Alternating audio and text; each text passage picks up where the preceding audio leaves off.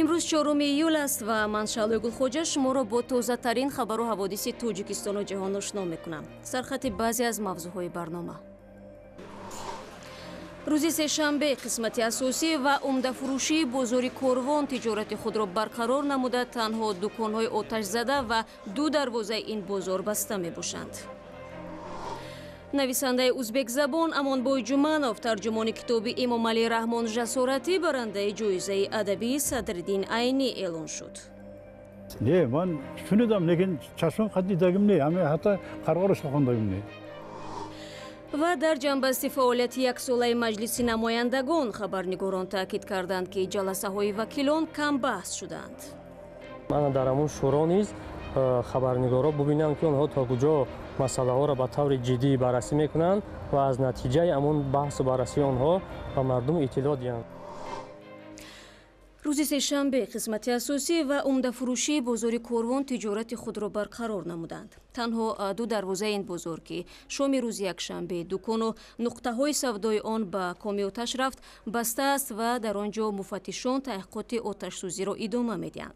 رستم امامعلی شهردار دوشنبه به دادستانی پایتخت سپارش داده است که در کوتاه‌ترین فرصت معلوم کنند که ساختار بازار قصداً بود و یا واقعاً از رسش کوتاهی نقل‌های برقی صورت گرفته است. همکاران ما امروز به بازار کاروان رفتند و از آنجا این گزارش را فرستادند. بینندگان عزیز، ما در درآمدگاه بازار کاروان در آن قسمتی که از شهر قرغان‌تپه وارد شهر دوشنبه می‌شوید ایستاده‌ایم و اون طوری که ما می‌بینیم بازار امروز سیرآدم است، زیرا دروازه‌های یکم، دوم، سوم، چهارم و پنجم آن برای خریداران باز شده است و امروز اونجا خیلی سیرآدم است، سرخریدار است. غیر از این قسمت چپ بازار اون طرف آبتابی یا که عمده فروشی طرف چپ بازار نیز فعال است و اونجا مورد بهره برداری قرار دارد و مردم در اینجا خرید و فروش دارند و صاحبکارا نزد دکان‌های خود ایستادند و منتظر خریداران هستند. اما در اون قسمتی که ما همین حال حاضر بازدید کردیم، یعنی دروازه هایی که آتش گرفتن روز شام یکشنبه، دروازه ششم و هفتم بازار، اونجا در درآمدگاه اونجا کارمندان امور داخله ایستادند و اصلا عبور و مرور ماشین ها را اجازه نمیدن و حتی وقتی که هر پیاده‌گردی هم هر مسافری هم که میرود اون را نگاه میدارن و میپرسند و اجازه نمیدن که وارد این دروازه ها شوند. و وقتی که ما از بیرون با اونها نگاه کردیم به این دروازه ها، در اونجا تنها آدمان ایستادن که پرتاب های سوختگی را به بیرون میکشانند و از اون دکان ها تنها یک مشت خاک باقی مانده است و دیگر تمام.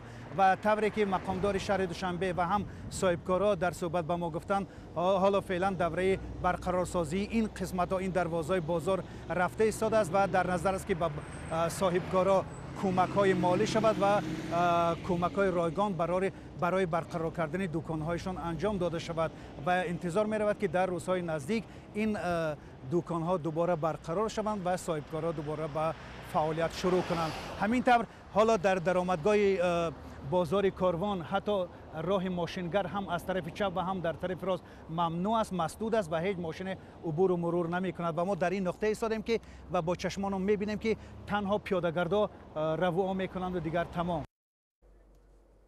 میرزا نبی خالقزاد گزارش میداد دیروز شهردار دوشنبه رستم امامعلی با تاجران ضرر دیده بازار کاروان واخورد و با آنها سبوکی های پیشنهاد کرد، زیرا در این آتش سوزی این تاجران خساراتی زیاد دیدند. همچنین وزارت امور داخلی امروز در صحبت با رادیوی آزادی گفت که 10 نفر را برای کوشش دزدی اموال تاجران هنگام سوختار بازداشت نموده است.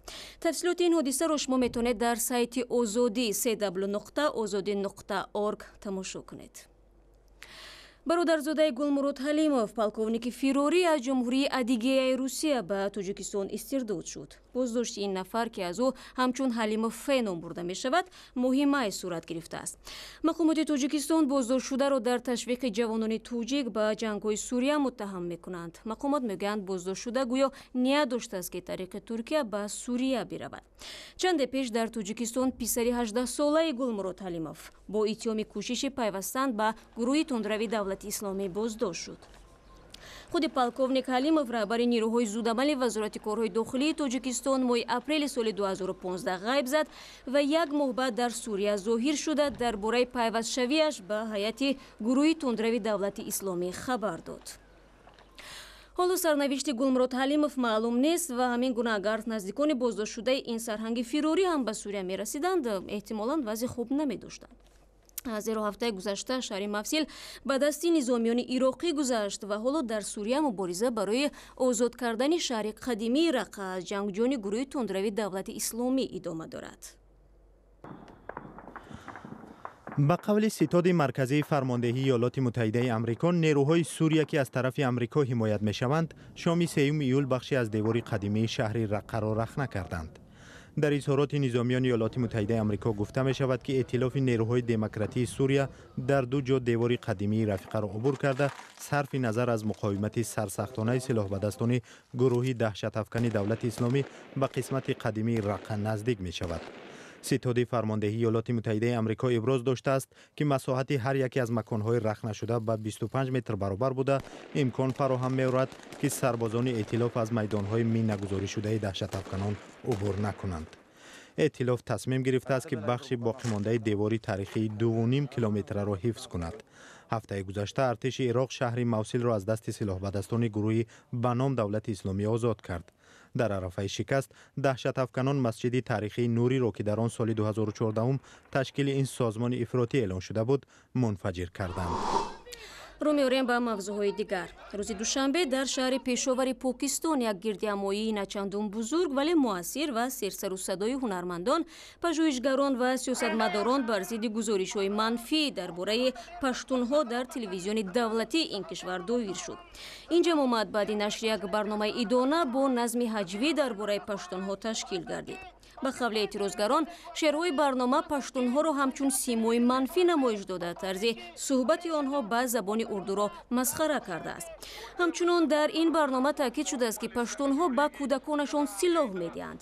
барномаи мазкур дар шабакаҳои иҷтимоӣ низ боиси аксуламалҳои зиёд шуд. паштунҳо шикоят карданд, ки бо азияти нирӯҳои амниятӣ рӯбарӯ буда онҳоро беасос ба терроризм марбут медонанд.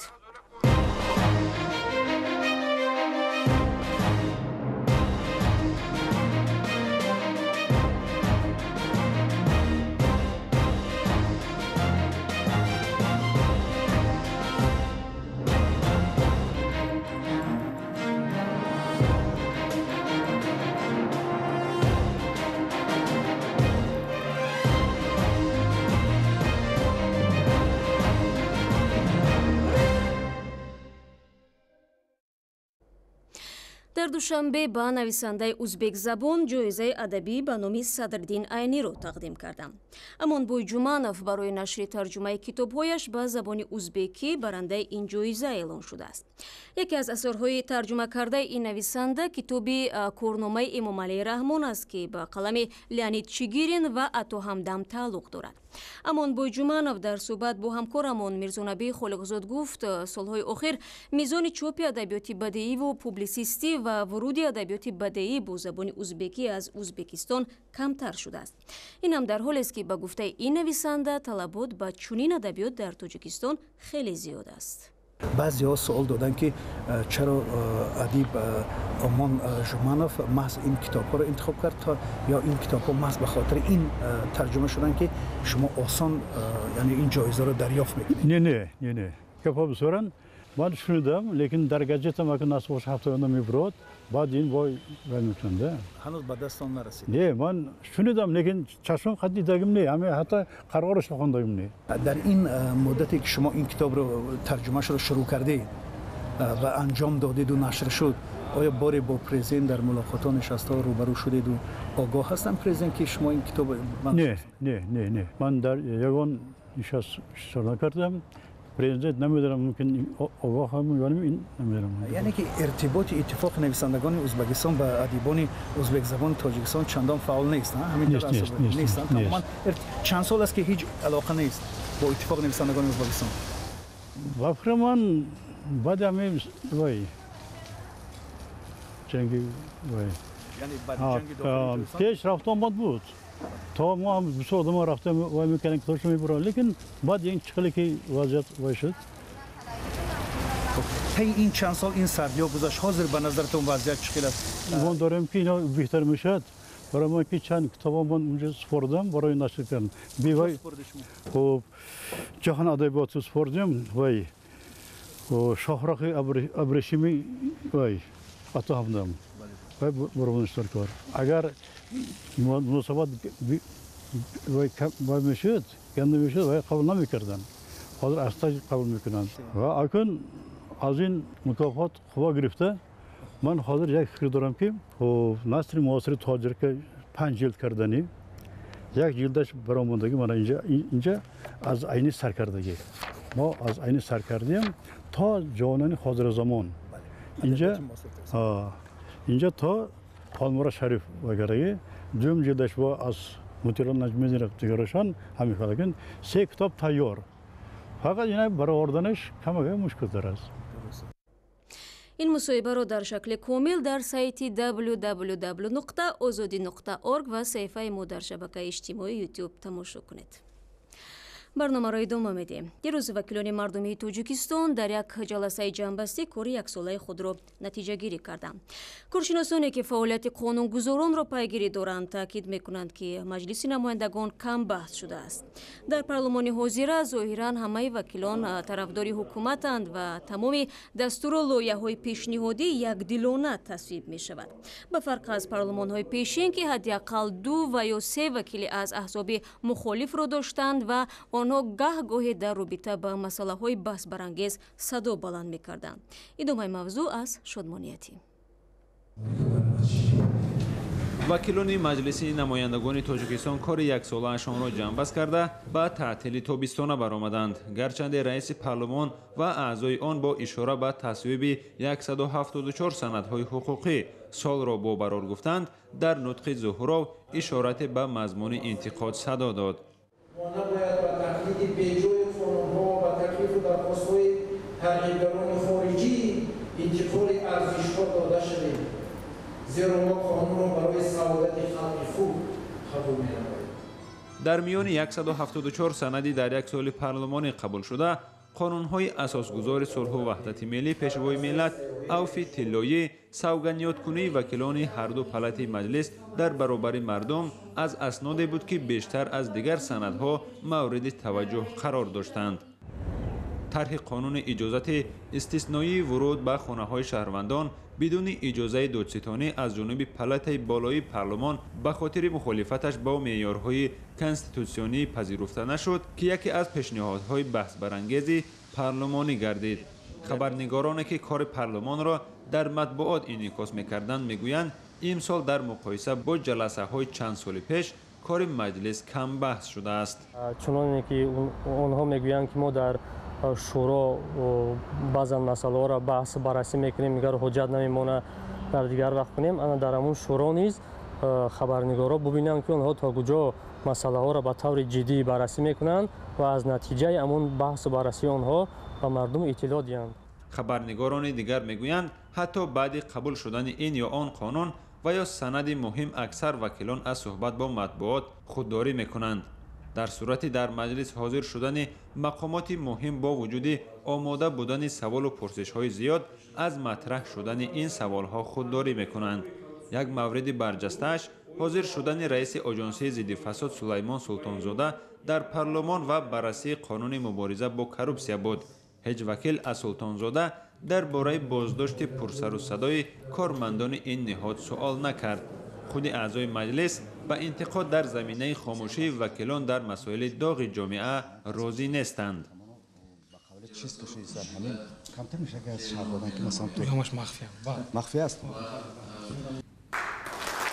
اعضای مجلس نمایندگان تاجیکستان بعد تعطیل تابستانه تیر ماه دوباره به کار خود ادامه میدهند. شادمانیتیم، مردان محمد، آزادی، دوشنبه. برنامه ما اینجا انجام می‌افت. برای دریافت خبر و گزارش‌های بیشتر به سامانه بخش تاجیکی رادیو آزادی بروید. www.azadi.org. صفحه‌های ویژه ما در شبکه‌های اجتماعی نیز فعال است و کانال ما در یوتیوب آزادی ویدیو نام دارد. از همراهیتان سپاسگزاریم. روز خوب و خدا نگهدار هر یک.